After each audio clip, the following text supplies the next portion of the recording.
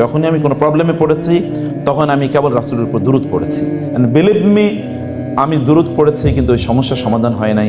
It never happen in my life.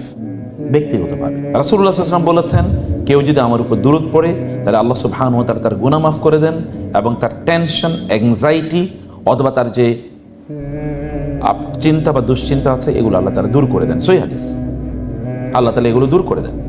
সালফে সালিহিন এই আমলটি করতেন এবং তারা এই আমলের ফল তাদের জীবনে তারা পেয়েছেন।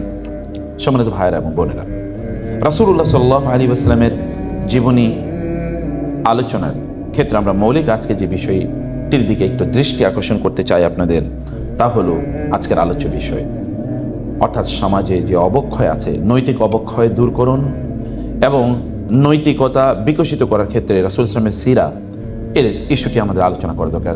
সিরা তো একটা ভাস্ট ইস্যু। রাসূল ইসলামের সিরা এমন যে এই সিরাতে মানব জীবনের এমন কোনো দিক নাই যেখানে দিক নির্দেশনা নাই, কারণ আল্লাহ সুবহানাহু ওয়া তাআলা তাকে পারফেক্ট হিউম্যান বিং হিসেবে পাঠিয়েছেন। তার মধ্যে কোনো ইমপারফেকশন নেই, পুরোটাই পারফেক্ট এবং পুরোটাই তার গোটা জীবনী আমাদের জন্য অনুকরণীয় এবং অনুসরণীয়। আল্লাহ সুবহানাহু ওয়া তাআলা সেজন্য বলেছেন, লাকাদ কানা লাকুম ফি রাসূলিল্লাহি উসওয়াতুন হাসানাহ, রাসূলুল্লাহ সাল্লাল্লাহু আলাইহি ওয়াসাল্লামের মধ্যে তোমাদের জন্য সর্বোত্তম আদর্শ রয়েছে। আমরা এখন সেলিব্রিটিজম এর যুগে বসবাস করছি, ভেরি আনফর্চুনেটলি। কিন্তু আমরা কাদেরকে সেলিব্রিটি বানাচ্ছি জানেন? এই পৃথিবীতে সবচেয়ে খারাপ লোকগুলো এখন আমাদের সেলিব্রিটি অথবা আমাদের মডেল। অ্যাকসেপ্ট ফিউ কিছু ইসলামিক সেলিব্রিটি আছে, সেটা বিভিন্ন কারণে সেলিব্রিটি। এখন একজন ব্যক্তি অনেক বড় আলেম, অনেক বড় আল্লাহওয়ালা, অনেক বড় দিনদার, কিন্তু তার ফেসবুক প্রোফাইল অথবা তার ইউটিউব চ্যানেল নাই দেখে আপনি তাকে চেনেন না। আপনি কাকে চেনেন? আপনি হয়তো ধরেন আমাকে চেনেন, অথবা স্যার আমার নাম বলেছে বলে আমি কথা বলছি, সরি, আবার আপনারা বলেছেন বলে, দাওয়াত দিয়েছেন বলে। আমাকে চেনার কোনো কারণ ছিল না, কারণ আমি এমন কোনো জ্ঞানী মানুষও নই যে আপনাদের এখানে এসে স্যারদের সামনে কথা বলবো। But you know me only because, অথবা some of you know me only because of Facebook অথবা ইউটিউব, এর বাইরে কোনো কিছু না। কিন্তু এর চেয়ে আমার চেয়ে হাজার গুণ বেশি জ্ঞানী, দিনদার, আল্লাহওয়ালা, আখলাকি মানুষ আছে, তাদেরকে আমরা চিনি না। এটা সেলিব্রিটিজম এর মধ্যে আমরা বসবাস করছি এবং সেলিব্রিটিজম এটা একটা শয়তানি এজেন্ডা। এবং এই কারণে আপনি দেখবেন যে সকল লোকগুলো সমাজে সবচেয়ে খারাপ, তাদেরকে সেলিব্রিটি হিসাবে দেখানোর জন্যে বা তাদেরকে সেলিব্রিটি হিসাবে প্রতিষ্ঠিত করার জন্য কি পরিমাণ আয়োজন। বাংলাদেশে পরিমণিরা সেলিব্রিটি, আপনি জানেন, তাই না? এবং তাদের পেছনে মিডিয়া ঘুরে, এবং মিডিয়া কোন মিডিয়া ঘুরে বলেন তো? মুসলমানদের মিডিয়াই তো ঘুরে। মুসলমান সন্তানরা, মুসলিম যুবকরা, যুবতীরা, যাদেরকে আমরা বলি মিডিয়াতে যারা কাজ করেন, তারা কিন্তু তাদের পেছনে করে একটা ছবি নেওয়ার জন্য, ইত্যাদি ইত্যাদি করার জন্য। এগুলো তো মানে সেলিব্রিটিজম আমাদেরকে কোথায় নিয়েছে? অথবা সেলিব্রিটিজমের কারণে আপনি এমন মানুষকে চেনেন, অথবা এই পৃথিবী এমন মানুষের ওয়ার্শিপ, হিরো ওয়ার্শিপ যেটাকে বলছি, এমন লোককে ওয়ার্শিপ করে যেই সকল লোক আল্লাহর জমিনে সবচেয়ে বেশি লানতপ্রাপ্ত হওয়ার কথা, কারণ বিয়ে করে না, তার আগে তার 3 সন্তান হয়ে গেছে। যেমন মেসি, আপনি কিন্তু তার নাম চেনেন না, জানেন না, এটা কি আছে? রোনালদো, তার নাম আপনি জানেন। অথবা আপনি বলেন ক্রিকেটের গড সচিন টেন্ডুলকার, তাই না? আপনি তাদেরকে জানেন। Why do you know this? Why do you know their names? It is only because of this celebritism. সেলিব্রিটিজমের এই কালচারে বাইরেও একটা জগৎ আছে বা দুনিয়া আছে। রাসূলুল্লাহ সাল্লাল্লাহু আলাইহি ওয়াসাল্লামকে কোনো মিডিয়া সেভাবে ফোকাস করে নাই, কিন্তু বলা হয় রুব্বা মাজহুলিন ফিস সামাই মারুফুন ফিল আরদ ওয়া রুব্বা মারুফিন ফিস সামাই মাজহুলুন ফিল আরদ। এমন অনেক মানুষ আছে যাদের নাম ফেরেশতারা সবাই জানে এবং ফেরেশতারা তাদের জন্য দোয়া করে, এমনকি গর্তের পিঁপড়াগুলো তাদের জন্য দোয়া করে, তাদের জন্য দোয়া করে পাখিগুলো, সমুদ্রের মাছ তাদের জন্য দোয়া করে, গাছগাছালি তাদের জন্য দোয়া করে, আল্লাহর কাছে তাদের জন্য প্রার্থনা করে। তারা জমিনের দিকে উপর দিয়ে হেঁটে গেলে জমিন তারা প্রাইড ফিল করে যে এই ব্যক্তি আমাদের উপর দিয়ে হেঁটে যাচ্ছে। যে খাবারটা তারা খায়, ওই খাদ্যগুলো আল্লাহ সুবহানাহু ওয়া তাআলা শুকর আদায় করে যে এই ব্যক্তি আমাকে ভক্ষণ করেছে বা গ্রহণ করেছে। এরকম অনেক লোক আছে, কিন্তু আমরা তাদেরকে চিনি না।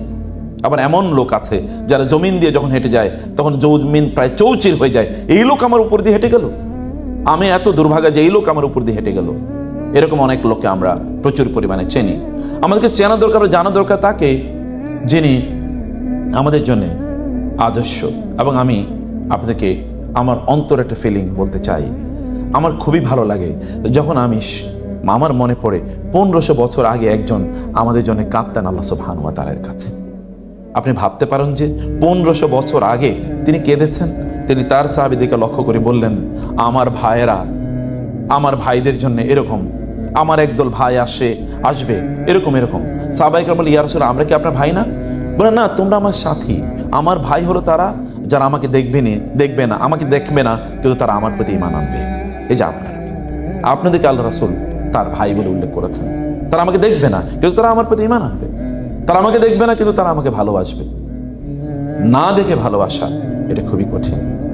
এই কাজটি আপনি করছেন, কিন্তু মূল যে কাজটি সেটি হলো আমাদেরকে তাকে আমাদের আদর্শ হিসেবে গ্রহণ করা দরকার। আমাদের জীবনের প্রত্যেকটি জায়গায়, কেবল মসজিদে না, মসজিদের বাইরেও।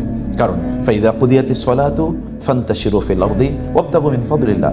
খুবই দুর্ভাগ্যজনকভাবে আমরা এখন যে পৃথিবীতে বসবাস করছি, এই পৃথিবীতে যেটা সংকট আমাদের জন্য বড় সংকট, একটা তো আখলাকি সংকট। আখলাক আমাদের একেবারে ধসিয়ে দেওয়া হয়েছে। আখলাক ধসিয়ে দেওয়া হচ্ছে যে পদ্ধতিতে, সেই পদ্ধতিটা আমাদেরকে বুঝতে হবে। আমাদের এডুকেশন সিস্টেম থেকে, আমাদের সোসাইটি থেকে, আমাদের ডিসকাশন বা আমাদের আলোচনা থেকে, এবং আমাদের দুনিয়ার যত কার্যকলাপ আছে সকল কার্যকলাপ থেকে, বিশেষ করে আমাদের সিলেবাসের কথা বলছি, সিলেবাস থেকে যেগুলোকে দূর করে দেওয়া হয়েছে তা হলো এখানের 3টি জিনিস।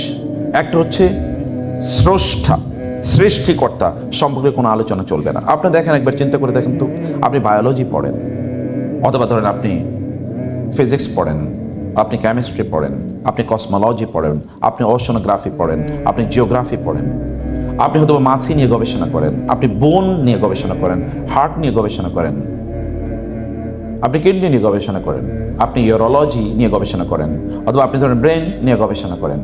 এগুলো নিয়ে আপনি গবেষণা করে আপনি বলেন ওয়াও। কারণ মানুষের, অথবা আপনি আই স্পেশালিস্ট, এই চোখের, অথবা ধরুন আপনি কান স্পেশালিস্ট। এই যে হিয়ারিং ফ্যাকাল্টি, এর মধ্যে কীভাবে সম্ভব এরকম একটা হিয়ারিং ফ্যাকাল্টি ডেভেলপ করা? এটা মানবীয় মানুষের যত মেকানিজম আছে সকল মেকানিজমের বাইরে এটা। আপনি চোখের কথা একবার চিন্তা করে দেখেন তো, চোখ তো আরেকটা ইউনিভার্স। এই যে মহাবিশ্ব, এই মহাবিশ্বের মতো আরেকটা মহাবিশ্ব কিন্তু আপনার চোখের মধ্যে আছে, আপনার কানের মধ্যে আছে, আপনার ব্রেনের মধ্যে আছে। How do all of this function? এগুলো কিভাবে ফাংশন করে? আপনি ওইদিকে তাকিয়ে ওয়াও। আপনি হয়তো ছোট্ট একটা মাইক্রোস্কোপ নিয়ে আপনি যখন দেখেন যে আপনার বিভিন্ন খাদ্যের মধ্যে বিপুল পরিমাণ ব্যাকটেরিয়া, অথবা আমাদের শরীরে যে পরিমাণ ব্যাকটেরিয়া আছে, এটা যখন আপনি দেখেন তো আর আমরা চোখ ছানা বড়া হয়ে যায়। চোখ ছানা বড়া হয়ে যায় এটা নিয়ে, কিন্তু এটা আমাদেরকে কোন অবস্থায়, it doesn't lead us to the conclusion that the creator is there. আমরা ক্রিয়েশন নিয়ে ভয়াবহভাবে আমরা obsessed, but what about the creator? যিনি সৃষ্টি করেছেন তাকে নিয়ে আপনার আলোচনা কই? আপনি আইজাক নিউটনকে নিয়ে এত গবেষণা করেন, কারণ কি? Isaac Newton law of gravity আপনাদেরকে বলেছে, গ্র্যাভিটেশনাল থিওরি, গ্র্যাভিটেশনাল পুল। তো গ্র্যাভিটেশন কে তৈরি করলো? গ্র্যাভিটেশনকে আইজাক নিউটনের তৈরি।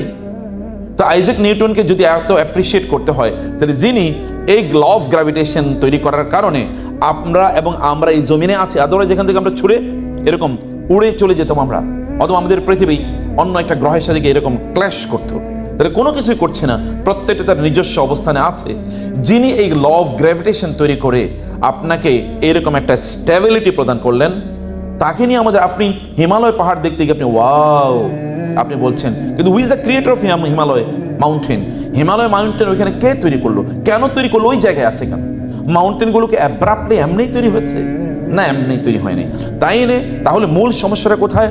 We are obsessed with the study of the creations in the name of different scientific subjects, কিন্তু যিনি ক্রিয়েটর তাকে নিয়ে আমাদের আলোচনা নাই। এবং একাডেমিক এরিয়ায় এই আলোচনা করা, এটা কি একটা ট্যাবু, এটা আলোচনা করা যায় না। এটা যদি আলোচনা করা হয় তাহলে বলা হয় উনি ফিজিক্সের প্রফেসর, উনি কেন এখানে এসে আবার ধর্মের কথা বলো? আমি তো তার কাছে ধর্ম শিখতে আসেনি।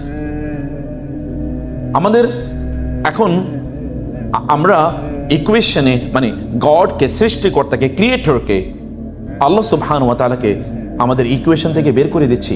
জাহিলি যুগের মানুষের নৈতিক অনেক অবক্ষয় ছিল, কিন্তু তারা ইকুয়েশন থেকে সৃষ্টিকর্তাকে বের করে দেয় নাই। তাদেরকে যদি বলা হতো মান খালাকাস সামাওয়াতি ওয়াল আরদা লা ইয়াকুলুনা আল্লাহ, who is the creator of the heavens and the earth, they would obviously, surely, certainly, definitely they will answer that Allah is the creator. তারা কিন্তু এটা বলতো, অথচ ওরা কিন্তু শিরক করতো। কাবার মধ্যে তাদের 360 ডেইটি ছিল, তারপরও তারা আল্লাহর ইবাদত করতো, অথবা তারা আল্লাহ সুবহানাহু ওয়া তাআলাকে স্বীকার করতো। কিন্তু আপনারা বা আমরা দেখুন তো, আমাদের একাডেমিক এরিনায় অথবা আমাদের সায়েন্টিফিক ফিল্ডে সৃষ্টিকর্তার কোনো অবদান মানে আলোচনা আছে কিনা? অ্যাথেইজম ইজ দ্য রোলিং আপনার কি বলে theory or philosophy of the scientific area. এখনকার যুগে এই সায়েন্টিফিক অথবা সায়েন্টিজম এর মূল বক্তব্য হলো কি? স্রষ্টার কোনো প্রয়োজন নাই, the creator is dead or god is dead, god মারা গেছে। রিলিজন ইজ দ্য আফিম অফ দ্য পিপল, ধর্ম হচ্ছে মানুষের আফিমের মতো করে কাজ করে, এটা মানুষকে অবশ করে দেয়। এই আলোচনা কিন্তু এখানে খুবই ব্যাপকভাবে আছে। 2 নম্বর ইকুয়েশন থেকে কি বের করে দেওয়া হয়েছে জানেন? তাহলে যে আমাদের যে রূহ আছে, সোল আছে, সোল নিয়ে কোনো আলোচনা নাই, ম্যাটার নিয়ে আলোচনা হবে, মাইন্ড নিয়ে কোনো আলোচনা হবে না। আপনি থিওলজি অথবা যে আপনি জানেন ফিলসফির কথা যদি বলেন, ফিলসফি আলোচনা করে মাইন্ড নিয়ে, মাইন্ড কন্ট্রোল, মাইন্ড ম্যাপিং ইত্যাকার, এগুলো নিয়ে তারা আলোচনা করবে। কিন্তু আপনি যখন সায়েন্স পড়েন, আপনি কোথাও কি রূহ সোলের কোনো আলোচনা শুনেছেন? আপনি কোনো আলোচনা কেউ কোনোদিন করবে না, আপনার সিলেবাসে সোলের কোনো আলোচনা নাই। অথবা সোলকে রক্ষা করার জন্য কোনো মেডিসিনও তো কেউ আবিষ্কার করে নাই। সব আবিষ্কারকে নিয়ে you are always talk about body, but what about your mind আর হোয়াট অ্যাবাউট ইউর সোল, এটা নিয়ে কোনো আলোচনা নাই। এর কোনো মেডিসিন নিয়ে কেউ কথাও বলে না কোনোদিন।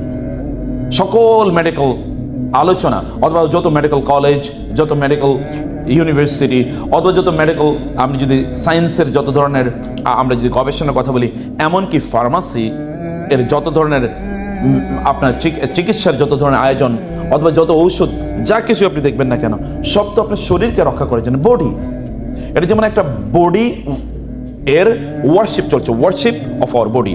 আমরা এখন স্রষ্টার উপাসনা বাদ দিয়ে আমাদের শরীরের উপাসনা করছি। আপনারা চিন্তা করে দেখেন, একক প্লাস্টিক সার্জারি এর জন্য এককভাবে ইউরোপ এবং আমেরিকাতে যে পরিমাণ অর্থ সেখানকার নারীরা পুরুষরা খরচ করে, এইটা 5 বছরের এরকম অর্থ একত্রিত করে এই পৃথিবীর দারিদ্রকে মিউজিয়ামে পাঠিয়ে দেওয়া সম্ভব। কিন্তু সেটা কেউ করবে না। Billions of dollars are spend for plastic surgery. Plastic surgery কি করবে? আপনাকে সুন্দর দেখাবে, আপনার চেহারাটা একটু এরকম করবে, সেরকম করবে। This all. আর কসমেটিক্স ইন্ডাস্ট্রির কথা বলেন তো একবার। কসমেটিক্স ইন্ডাস্ট্রিতে আসলে করে কি? শরীরের অঙ্গ প্রত্যঙ্গ নিয়ে খুব বেশি কাজ হয় না, কেবল এই চেহারাটাকে একটু সুন্দর করার জন্য কাজ হয়। কসমেটিক ইন্ডাস্ট্রি এই পৃথিবীর সবচেয়ে বুমিং ইন্ডাস্ট্রি। আরও ন্যাক্কারজনক আরও অনেক ইন্ডাস্ট্রি আছে। আপনার এন্টারটেনমেন্ট ইন্ডাস্ট্রি, এটা কি? আপনার কখনো চোখকে পৃথিবীর নারীরা তো এমনি সুন্দরী, নারীদেরকে আরো সুন্দরী হিসেবে আপনাদের সামনে উপস্থাপন করার জন্য কেবল পুরুষদের চোখটাকে একটু সুখ দেওয়ার জন্য, চোখকে সুখ, আপনার অন্তর কোনো আলোচনা নেই, চোখে সুখ দেওয়ার জন্য আপনি দেখেন তো কি পরিমাণ ইন্ডাস্ট্রি আছে। কেবল আমেরিকাতে এন্টারটেনমেন্ট মিডিয়াতে যেই পরিমাণ খরচ তারা করে, 2-3 বছরের এন্টারটেনমেন্ট মিডিয়ার টাকা পয়সা খরচ মানে যদি একত্রিত করে, তাহলে আফ্রিকা দারিদ্র দূর করে দেওয়া সম্ভব। মানে হলিউডে যে পরিমাণ সিনেমা তারা তৈরি করে, আমি কেবল একটা এন্টারটেনমেন্ট ইন্ডাস্ট্রির কথা বলছি, বিলিয়নস অফ ডলার্স স্পেন্ড। কিন্তু আপনার বলেন অন্য জায়গায় কোথায়? ফলে সোলের আলোচনা হবে না, রুহের কোনো আলোচনা হবে না, কলবের কোনো আলোচনা হবে না, এটা নিয়ে কোনো আলোচনাই চলবে না। এবং এটা এক ধরনের ট্যাবু। এটা আবার কি? We always talk about body or about matter নিয়ে আপনার আলোচনা হবে। But who is the creator of matter? বস্তু নিয়ে আলোচনা, কিন্তু বস্তুর স্রষ্টা নিয়ে কোনো আলোচনায় চলবে না। এটা 2 নম্বর ইস্যু। 3 নম্বর ইস্যু কি জানেন? তাহলে দুনিয়া নিয়ে আলোচনা। আপনারা বলেন তো, উন্নতি অগ্রগতি আমাদের দেশে আমরা দেখেছি ডেমোক্রেসি ভার্সাস ডেভেলপমেন্ট, এটা স্লোগান আমি দেখেছি। মানে ঢাকাতে প্রায় সকল বড় বড় রোডগুলোতে, রাস্তাগুলোতে দেখেছি। আপনি কি ডেমোক্রেসি চান নাকি আপনি ডেভেলপমেন্ট চান? এটা আপনার শুনেছেন কি স্লোগান? আপনি কি উন্নয়ন চান না গণতন্ত্র চান? আমরা এখন উন্নয়নের রাজনীতিতে বিশ্বাসী। আর রাজনীতি এই ডেমোক্রেসিকে তো আমি সমর্থন করি না ব্যক্তিগতভাবে, এটা একটা ভিন্ন আলোচনা। এই তথাকথিত বস্তা পচা গণতন্ত্রকে আমি বিশ্বাস করি না, এটা একটা ভিন্ন আলোচনা। কিন্তু আমি সেই আলোচনা থেকে বের হয়ে বলছি, আমাদের কিন্তু ভার্সাস এরকম দেখিয়েছে। এখন আপনি বলেন তো উন্নয়ন বলতে কি? উন্নয়ন বলতে কেবলমাত্র ব্রিজ হবে, কালভার্ট হবে, অনেক বড় রাস্তাঘাট হবে, এর বাইরে তো কোনো কিছু না। এটাই তথাকথিত উন্নয়নের ধারা, বা এগুলোই কেবলমাত্র উন্নয়ন বলতে কেবল এগুলোকে বোঝানো হয়েছে। কিন্তু এই উন্নয়ন কিসের উন্নয়ন? এটা দুনিয়ার উন্নয়ন। বিশাল অট্টালিকা থাকবে, অনেক বাড়ি গাড়ি হবে। আপনি বলেন তো পৃথিবীতে কি পরিমাণ ইন্ডাস্ট্রি ডেভেলপ করছে কেবল বাড়ি গাড়ি তৈরি করার জন্যে, রাস্তাঘাট তৈরি করার জন্যে। এবং আপনি দেখেন তো পৃথিবীতে কি পরিমাণ ইন্ডাস্ট্রি তৈরি হচ্ছে গাড়ি তৈরি করার জন্যে। টেকনোলজির কি পরিমাণ উন্নয়ন হচ্ছে। মানুষ চিন্তা করেছে যে তারা সুখ চায়, সুখের জন্য যত উপকরণ আছে এই উপকরণগুলো তারা তৈরি করলো, কিন্তু এই উপকরণগুলোকে টেকসই করবে কিভাবে? এই উপকরণগুলোকে টেকসই করার জন্য তারা নতুন আইডিয়া পেয়ে গেছে, তা হলো টেকনোলজি। এখন টেকনোলজির মাধ্যমে তার উন্নয়নকে অথবা তাদের সুখের উপকরণগুলোকে তারা টেকসই দেওয়ার চেষ্টা করছে এবং এর মাধ্যমে তারা এর পিছনে ঘুরছে। এবং আপনারা এবং আমরাও দেখবেন এই ইস্যু নিয়ে আমরা ব্যস্ত আছি, প্রচণ্ড ব্যস্ত। আমি আমার মেয়ের সাথে গত রাতে আলোচনা করছিলাম যে বাবা তুমি কোন সাবজেক্টে পড়ছো বা পড়বে, ইত্যকার নিয়ে কোনটা তোমার? বলে যে বাবা আমার ইন্টারেস্ট হলো ওই সাবজেক্ট। আমি বললাম ইন্টারেস্টের কথা বলছো কেন? বলে আমি আমার ইন্টারেস্টের কথা বলবো না, আমার তো ভালো লাগার কথা বলবো না। আমি বললাম হ্যাঁ, তোমার ইন্টারেস্টটা কিভাবে তৈরি হয়? বলে না আমার ইন্টারেস্টটা তৈরি করো, আমার ইন্টারেস্টটা ইনফ্লুয়েসড হতে পারে। আমি বললাম না, interest is created not influenced. ইন্টারেস্টটা কি তৈরি হয়। আপনার বলেন তো আপনার ইন্টারেস্টের জায়গা কি? আপনি যে সাবজেক্টগুলো পড়ছেন এটা only because of your interest. আপনার ইন্টারেস্টের কারণে আপনি পড়ছেন। আপনার ইন্টারেস্ট তৈরি করে দিল কে? আপনার ইন্টারেস্ট নিশ্চয়ই তৈরি করে দিয়েছে আপনার বন্ধুরা, অথবা আপনার পিতামাতা, অথবা মিডিয়া, অথবা তথাকথিত এই দুনিয়ার বিভিন্ন অ্যারেঞ্জমেন্ট আপনার ইন্টারেস্ট তৈরি করে দিয়েছে। কিন্তু আপনার সামনে কোনোদিনই এই আলোচনা কেউ করে নাই what is the purpose of your interest. আপনার এই যে ইন্টারেস্ট, আগ্রহের পারপাস কি, লক্ষ্য কি? ইন্টারেস্ট ইজ নট মানে what will justify your interest. আপনি যে এই জিনিসটার প্রতি আপনার আগ্রহ, এই আগ্রহটা ভালো না মন্দ, এটাকে জাস্টিফাই করবে কে? এটা জাস্টিফিকেশন কিসের উপর ভিত্তি করে চলবে? এখন আমাদেরকে নতুন সায়েন্টিজম আমাদেরকে নতুন করে এই আইডিয়া দিল যে আপনার যেটা ভালো লাগে এটাই আপনি করতে পারেন। এটা হলো আসহাবুল ফিলিংস, মানে ফিল গুড। আমার এটা করতে ভালো লাগে এই জন্য আমি করছি। তো আপনার এটা যারা চুরি করে তারা কি ভালো না লাগার কারণে চুরি করে? যারা ডাকাতি করে তারা কি ইন্টারেস্ট ছাড়া ডাকাতি করে? তার ইন্টারেস্ট আছে দেখেই তো ডাকাতি করে। যে 1000 টাকা লুট করলো সে কি ইন্টারেস্ট ছাড়া করেছে? যারা মানুষকে শত শত মানুষকে জুলাই হত্যা করলো, হাজার হাজার ছাত্রকে হত্যা করলো, তারা কি ইন্টারেস্ট ছাড়া হত্যা করেছে? নো, তার ইন্টারেস্ট আছে এখানে, এই কারণে হত্যা করেছে। এখানে তার ভালো লাগা আছে, কারণ সে জানে আমি যদি এরকম লোককে দমাইয়া দিতে পারি তাহলে আমি আবার 41 পর্যন্ত এখানে থাকতে পারবো। তার তো এটা ইন্টারেস্টের জায়গা, তার একটা ভালো জায়গা। অতএব ভালো লাগাকে জাস্টিফাই করবে কে? জাস্টিফাই করার জন্য নিশ্চয়ই পারপাস আছে, এবং এই পারপাসটা মানে জাস্টিফাই করবে কে? নিশ্চয়ই তার জন্য অনেকগুলো ক্রাইটেরিয়া আছে। আপনি যারা মেডিকেল সায়েন্সে পড়ছেন, এই মেডিকেল সায়েন্সে আপনি কেন পড়ছেন? What is the objective? What is the goal? What is the reason? What is the purpose? আপনি কেন এটা করছেন? আমাদের সামনে এখন মেডিকেল সায়েন্সে পড়ার কোনো সময় আমরা শুনতাম যে মেডিকেল সায়েন্সে আমরা এই জন্য পড়ছি তাহলে আমরা একটু সাধারণ মানুষকে সার্ভিস দিতে পারবো, তাদেরকে আমরা সাহায্য সহযোগিতা করতে পারবো। এটা কোনো এক সময় শুনেছি, এটাও কেন করবো সেটা একটা জাস্টিফিকেশনের ব্যাপার আছে বটে, কিন্তু এখন তো আলোচনা নাই। এখন আপনি মেডিকেল সায়েন্সে পড়লে আপনি অনেক ভালো ইনকাম করতে পারবেন, ভালো জীবন যাপন করতে পারবেন, ব্যাস। একটা সরকারি চাকরি না পেলেও নিজেও একটা কমপক্ষে ক্লিনিক করে আপনি ভালো একটা ইনকাম করতে পারবেন। So what is the goal? What is the objective? আপনার লক্ষ্য কি? আপনার উদ্দেশ্য কি? টাকা ইনকাম করাই যদি মানুষের মেডিকেল সায়েন্সে পড়ার উদ্দেশ্য হয়, তাই আই এম সরি যে আপনার এই পড়াশোনা করার দরকার নেই। টাকা ইনকাম করার জন্য এই পদ্ধতি একমাত্র পদ্ধতি না। মেডিকেল সায়েন্সে পড়ে আপনি কত টাকা ইনকাম করতে পারবেন, তার চেয়ে আপনি একটা ব্যবসা দিলে মুদির দোকানদার তার চেয়ে অনেক বেশি ইনকাম করতে পারে। It's possible. ব্যবসা যারা করে পৃথিবীর সকল টাকা পয়সার অথবা সবচেয়ে বেশি টাকা পয়সার মালিক ডাক্তাররা না, ফিজিশিয়ানরা না, সবচেয়ে বেশি টাকা পয়সার মালিক যারা ব্যবসা বাণিজ্য করছে। So that is the best field to earn money. সবচেয়ে বড় সেটাই যেখানে আপনি টাকা ইনকাম করতে পারবেন। তাহলে এখানে একটা গ্রেটার গোল আছে, গ্রেটার পারপাস আছে। আমাদের এই টোটাল এখনই যে স্যাটানিক সিভিলাইজেশন যেটা চলছে, শয়তানি সভ্যতা যেটা চলছে, এটা আমাদের পারপাস ভুলিয়ে দিয়েছে, লক্ষ্য ভুলিয়ে দিয়েছে। লক্ষ্য ভুলিয়ে দেওয়ার কারণে আমি বুঝি না, এবং এই কারণে সবচেয়ে ভালো ডাক্তার আপনি তাকেই মনে করেন যাকে আপনি দেখবেন যে তিনি আপনার কি করেন, তার ইনকাম সবচেয়ে ভালো, উনি হচ্ছেন সবচেয়ে ভালো ডক্টর। অথবা তিনি কত টাকা ভিজিট নেন, এটা হচ্ছে ডক্টর, সবচেয়ে ভালো ডক্টর। কিন্তু আপনার কাছে অন্য মানদণ্ড নাই, আপনার কাছে অন্য পারপাস নাই, আপনার কাছে আরো অন্য পারপাস থাকার কথা ছিল। ভালো এবং মন্দ এখন আমাদের কাছে কিসের উপর ভিত্তি করে নির্ধারিত হচ্ছে? ভিন্ন কারণে। ও খুবই সফল, কিসের উপর ভিত্তি করে সফলতা নির্মাণ হলো? সে অনেক টাকা ইনকাম করেছে, এটা হচ্ছে তার সফলতা। অনেক ভালো চাকরি করে, এটা তার সফলতা। কিন্তু সফলতার মানদণ্ড এটা কোনোদিনই ছিল না। নতুন করে আমাদের কাছে এই সফলতার মানদণ্ড আমাদের সামনে উপস্থাপন করা হয়েছে। রাসূল ইসলামের সিরাতে আসলে হয়েছে কি, তিনি সিরাতে এসে মানুষকে একটা পারপাস দিয়েছেন। আপনি যদি তৎকালীন জাহিলি যুগের যদি অবস্থা দেখেন, নব্য জাহিলিয়াত এবং তৎকালীন জাহিলিয়াতের মধ্যে আপনি কোনো বড় পার্থক্য তৈরি করতে পারবেন না। তৎকালীন জাহিলি যুগের আমি 5টা মৌলিক জিনিস বলি। তখন মদ ছিল, কি ছিল বলেন তো? তখন মদ ছিল। এখন তো মদ নস্যি, মদ বড় কোনো ইস্যুই না।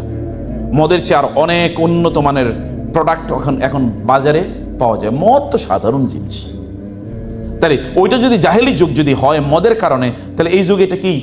এটা সেটা সুপার জাহেলিয়াত হওয়ার কথা। ওটা জেনারেল জাহেলিয়া, এটা হলো সুপার জাহেলিয়াত। এখন মদের বিকল্প বহু জিনিস আপনি পাবেন,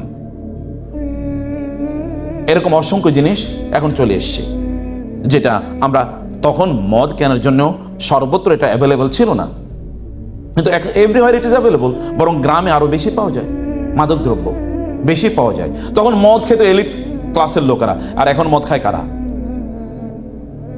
এখন প্রায় সবাই খায়, এখন প্রায় সবাই খায়। আমেরিকাতে 1930-তে মদের বিরুদ্ধে, মাদক দ্রব্য এত বেশি ব্যাপক হয়ে গেছে, তারা একটা এম্বার্গো জারি করলো যে পাবলিক প্লেসে মদ খাওয়া যাবে না এবং পাবলিক প্লেসে মদ বিক্রি করা যাবে না। এটার বিরুদ্ধে আন্দোলন হলো, প্রায় 3 বছর আন্দোলন হলো, কয়েক হাজার মানুষ মারা গেল, কয়েক হাজার মানুষ জেলে গেল, কিন্তু আন্দোলন এক ফোঁটা কমলো না। 1930-র কথা বলছি আমি, এখনকার কথা বলছি না। কয়েক হাজার মানুষ জেলে গেল, কয়েক হাজার মানুষ মারা গেল এক দাঙ্গায়। কারণ এটাকে বন্ধ করতে কেন বলা হয়েছে? 4-5 বছর পর সেখানকার রাষ্ট্রপ্রধানরা তারা এবার একটু গবেষণা চালালো যে আমরা যে এটা বন্ধ করলাম, এত দাঙ্গা হলো, এত মানুষ মারা গেল, এত ইত্যাদি, এখন ইম্প্যাক্টটা কি হয়েছে? বলে ইম্প্যাক্ট হলো, আগে নির্দিষ্ট কিছু জায়গায় মদ বিক্রি হতো, মদ উৎপাদন হতো, মদ খাওয়া হতো, এখন প্রত্যেকটা বাড়িঘর মদের একটা ইন্ডাস্ট্রি হয়ে গেছে। কারণ এখন কি করে, সবাই মদ বাসায় নিয়ে যায়, বাসায় মদ খেয়ে বাকিটা রেখে আসে, এবং বাচ্চারা এখন মদ খাওয়া শুরু করে দিয়েছে। আগে মহিলারা খেত না, এখন মহিলারা খায়, কারণ বাসায় তো অ্যাভেলেবল। আর আগে বাইরে উৎপাদন হতো, এখন বাসায় উৎপাদন হয় মদ। অতএব এখন প্রত্যেকটা বাড়িঘর মদের আপনার ইন্ডাস্ট্রি হয়ে গেছে। তখন তারা সিদ্ধান্ত নিল আগে যা ছিল তাই ভালো, আগের অবস্থায় চলুক। এমবার্গো তারা উইথড্র করেছে। আমাদের অবস্থা দেখেন, বিশাল বিশাল আয়োজন আমরা দেখি মদের, মাদক দ্রব্যের উচ্ছেদ করার জন্য, কিন্তু কোনো অবস্থা নাই। তাহলে জাহিলিয়াত আপনি কোনটাকে বলবেন? 2 নম্বর বিষয় হচ্ছে তৎকালীন দেখেন জুয়া, এটা ছিল তৎকালীন একটা মহামারীর মতো অবস্থা। জুয়া, ইন্নামাল খামরু ওয়াল মাইসির, জুয়া এরকম ছিল। আপনি এখন বলেন তো জুয়া ছাড়া কোন জায়গা আছে? আপনি ক্যাপিটাল মার্কেট থেকে শুরু করে যদি কোনো খেলাধুলা যদি হয়, এমনকি বাংলাদেশের মতো কোনো দেশের যখন ক্রিকেট খেলা হয়, তখন তো জুয়ারিদের ওখানে আসর বসে। বিশেষ করে যেই এলাকায়, যেই দেশে অলিম্পিয়াড বা অলিম্পিক গেমস যেই দেশ আয়োজন করে, ওই গোটা অঞ্চল জুড়ে কেবল জুয়ার হাউসগুলো, মানে ক্যাসিনো ওখানে ভর্তি হয়ে যায়। গোটা পৃথিবী তখন জুয়ার অভ্যস্ত হয়ে যায়। আপনি গ্রাম অঞ্চলে গিয়ে দেখেন কি নতুন নতুন আইটেমের জুয়া ওইখানে চলে, নতুন আইটেমের, ভাবতেও পারবেন না আপনি যে এটা একটা জুয়া খেলা। আর এখন তো আর অফলাইনে জুয়া খেলার প্রয়োজন নেই, এখন অনলাইনে কি জুয়া অ্যাভেলেবল, এখন তো অনলাইনে লোকেরা জুয়া খেলে। তাহলে তৎকালীন জাহিলিয়াত, এই তো আমি দেখি সুপার লেভেলের জাহিলিয়াত, এটাতে দেখি অনেক মডার্ন জাহিলিয়াত, এমন জাহিলের মধ্যে আমরা আছি। এবং তৎকালীন সময়ে সুদের কথা কোরআন আল্লাহ সুবহানাহু বলেছেন। আচ্ছা, সুদ ছাড়া আপনি একটা মুহূর্তে চিন্তা করতে পারবেন? আমাদেরকে অনেকে প্রশ্ন করে, যে সেদিন একজন প্রশ্ন করেছে, আমি একটা মানে অফিসে চাকরি করি, ওই অফিসের ইনভেস্টমেন্টটা তারা নিয়েছে হচ্ছে ব্যাংক থেকে লোনের মাধ্যমে, এখানে কি স্যার চাকরি করতে পারবো কিনা? ওইখানে উনি চাকরি করতে পারবেন কিনা সেই প্রশ্নের উত্তর দেয় না। আপনার যে জামাটা বানানো হয়েছে, এই জামাটার পেছনে যে ইনভেস্টমেন্টটা সুদের না, এটা কে নিশ্চিত করবে? বাংলাদেশের গার্মেন্টস ফ্যাক্টরিগুলো তো সবই সুদের টাকা নিয়ে, ব্যাংক থেকে তারা টাকা নিয়ে তারা চালায়, এবং সেটা তো সুদেরই, সেটা তাও সুদের। তাই এমন একটা সময় আসবে যখন লোকেরা সুদ খাবেই। এটা হচ্ছে বাতাসে যে ধোঁয়া আছে না, ধোঁয়া বা ধুলাবালি, আপনি ইচ্ছা করে কিন্তু খাচ্ছেন, আপনার মুখের মধ্যে ধুলো ঢুকে যাচ্ছে, এরকম একটা অবস্থা আসবে। তাহলে তখন তো এত সর্বব্যাপী ছিল না, কিন্তু এখন তো এভরিওয়ান, বরং গরিবরা অনেক তথাকথিত মাইক্রো ক্রেডিটের নামে এখন সাধারণ মানুষ কি আরো বেশি সুদের মধ্যে, সুদের আবর্তে তারা ঢুকে গেছে। সুদ থেকে বাঁচার কোনো অবস্থা বা উপায় নাই। আপনি কোনো অবস্থায় বাঁচার কোনো সুযোগ আপনি তৈরি করতে পারছেন না। কোনো না কোনোভাবে আপনি এইভাবে না ওইভাবে আপনি কানেক্টেড হয়ে যাচ্ছেন। সুদ তো সর্বব্যাপী, ওটা জাহেলিয়াত হওয়ার কারণ ছিল এগুলো। রাসূলুল্লাহ সাল্লাল্লাহু আলাইহি ওয়াসাল্লাম তিনি বিদায় হজে বলেছেন, আমি সুদকে আমার পায়ের নিচে পিষ্ট করলাম। এবং আপনি যদি তৎকালীন কৌলিন্যের কথা বলেন, যে কৌলিন্য তখন ছিল, কারণ আমরা কলিন, যেমন কোরাইশরা তারা কলিন ছিল, অন্যরা এত কলিন বা অনেক উন্নত বংশের লোক যারা না, তাদেরকে সেখানে বিভিন্নভাবে নিগৃহীত করা হতো বা তাদেরকে ছোট করে দেখা হতো। আমাদের দেশে এখন কলিন্য প্রথা কি নাই?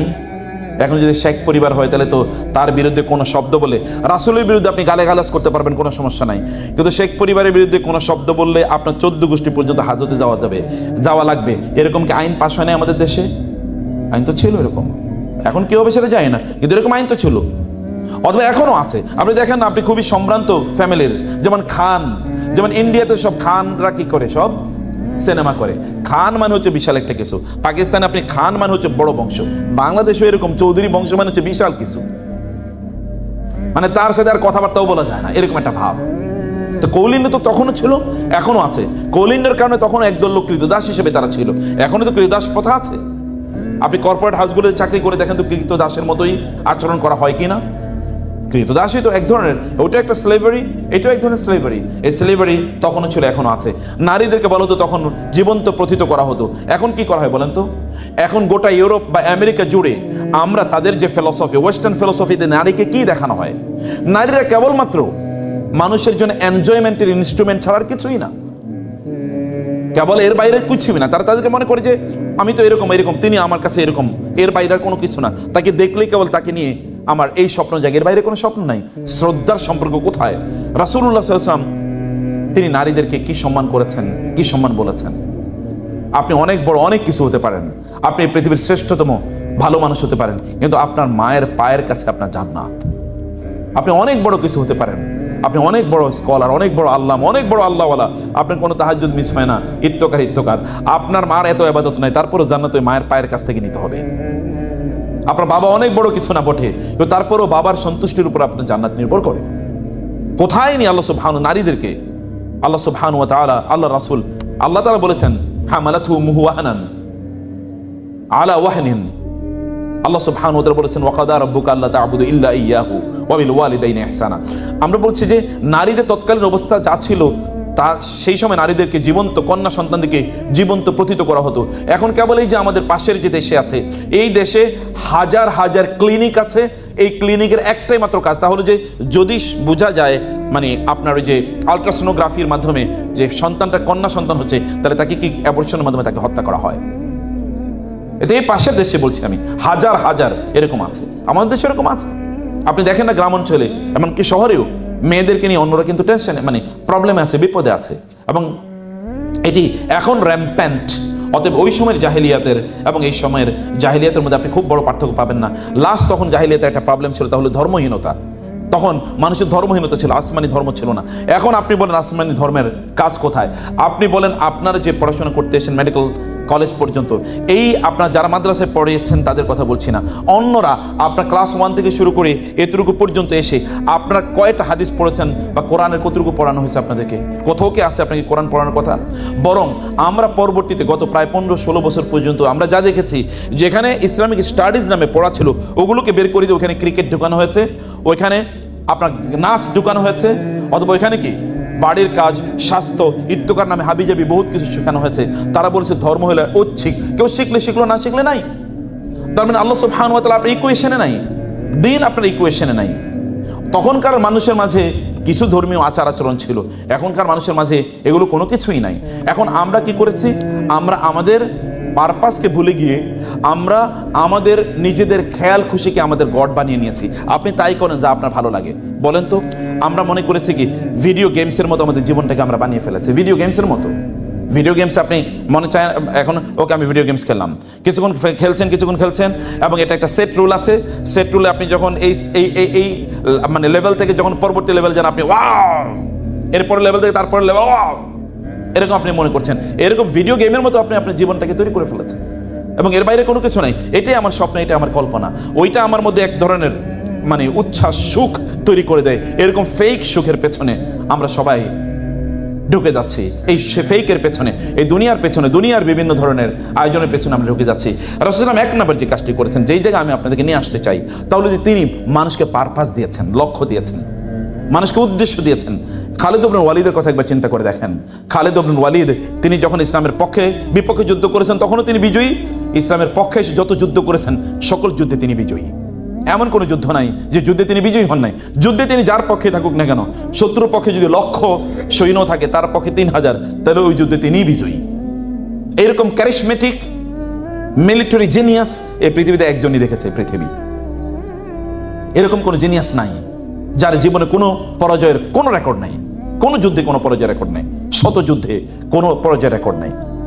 তিনি খালিদ ইবনে ওয়ালিদ রাদিয়াল্লাহু তাআলা আনহু যখন তিনি কাদিসের যুদ্ধে আছেন, ওমর রাদিয়াল্লাহু তাআলার কাছে এরকম একটা আসলো যে লোকেরা তো মনে করছে খালিদ ইবনে ওয়ালিদ থাকলেই যুদ্ধে জয়, অতএব খালিদ ইবনে ওয়ালিদের প্রতি এক ধরনের বিশ্বাস তৈরি হচ্ছে যেটা আল্লাহর উপর তৈরি হওয়া দরকার, এটা তাহলে একটা শিরকের গন্ধ তৈরি হয়ে যাচ্ছে।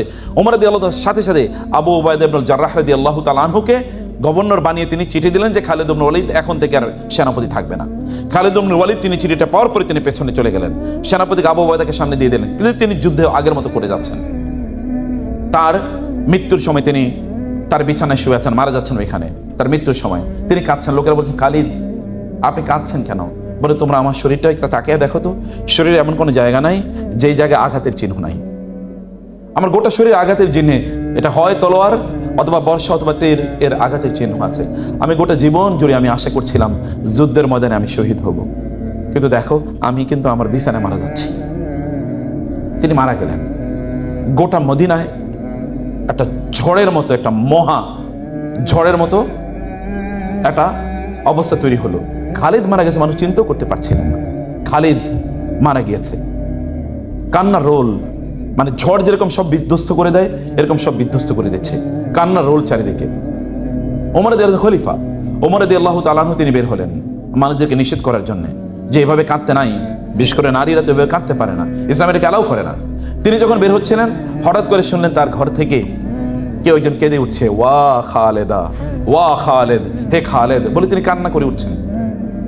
ওমর বলেন, কে কাঁদছে ঘরের ভিতরে? শুনলেন যে তার মেয়ে হাফসা, রাসূল সাল্লাল্লাহু আলাইহি ওয়াসাল্লামের স্ত্রী হাফসা রাদিয়াল্লাহু তাআলা, তার কন্যা হাফসা কাঁদছেন। ওমর বুঝলেন খালেদের মৃত্যুতে প্রত্যেকের কান্না করা উচিত।